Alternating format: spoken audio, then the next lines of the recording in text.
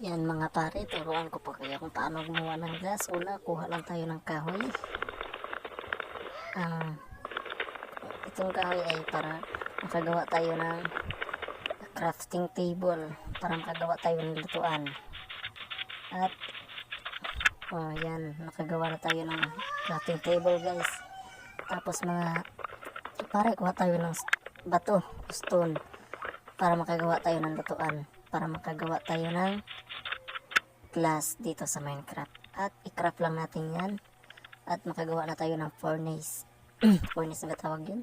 Tabakdali lang nito, kukuha lang tayo ng sand dahil ito po ang pinaka-importante para makagawa tayo ng ating glass. Kuha lang tayo ng marami at ang sunod gagawin ay ilagay natin, kukuha lang tayo ng fuel, kahit anong fuel basta kahoy.